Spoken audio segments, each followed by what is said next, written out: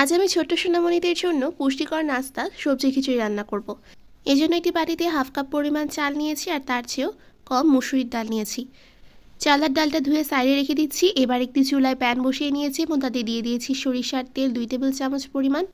তারপর আমি দিয়েছি 2 কোয়া রসুন কুচি আর একটা পেঁয়াজ কুচি একটু ভেজে নিয়ে তারপর এখানে দিয়ে দিয়েছি কিউব করে কাটা টমেটো আর দিয়ে দিয়েছি স্বাদ মতো লবণ। এবার কিছুক্ষণ এটাকে ভেজে নিচ্ছি।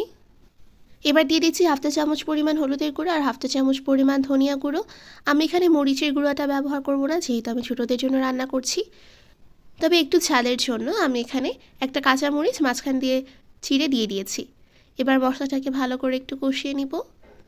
কষানো হয়ে গেলে আমি আগে থেকে ধুয়ে রাখা চাল আর ডালটা দিয়ে দিয়েছি আর খুব ভালো করে এটাকে ভেজে নিচ্ছি।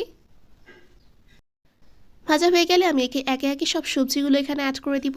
প্রথমেই আমি দিয়ে দিয়েছি গাজর। আমি এখানে গাজরগুলোকে এরকম কিউব করে কেটে নিয়েছি। দিয়ে দিয়েছি আলুগুলোকেও আমি সেভাবে টুকরো করে নিয়েছি আর দিয়ে দিয়েছি পেঁয়াজগুলি আমি এরকম ছোট ছোট করে কেটে নিয়েছি। এবার কিছুক্ষণ এটাকে মিক্স করে নিব।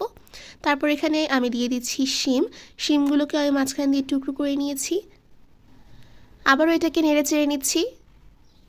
এবার আমি এখানে পানিটা অ্যাড করে দিচ্ছি। আমি এখানে 4 কাপ পরিমাণ পানি দিয়ে দিচ্ছি।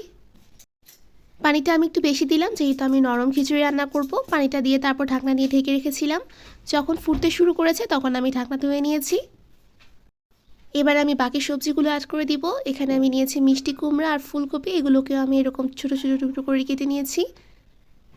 তারপর আবারও আমি এটাকে ঢাকনা দিয়ে ঢেকে রেখেছিলাম সবজিগুলো সিদ্ধ হয়ে আসা পর্যন্ত। ঢাকা ধুয়ে নিয়েছি আর দেখতেই পাচ্ছেন আমার সবজিগুলো কিন্তু মোটামুটি সিদ্ধ হয়ে গিয়েছে। এবার একটি ডাল ঘুটনি দিয়ে সব কিছু ভালো করে মিশিয়ে নিচ্ছি। মিশানো হয়ে গেলে তারপর আমি এটাকে আবারও ঢাকনা দিয়ে ঢেকে রেখেছিলাম। এ পর্যায়ে আমি এখানে দিয়ে দিলাম হাফ চা চামচ পরিমাণ ভাজা জিরার গুঁড়া আর ধনিয়া পাতা কুচি 2 টেবিল চামচের মতো। আর আমার রান্নাটা কিন্তু প্রায় হয়ে এসেছে।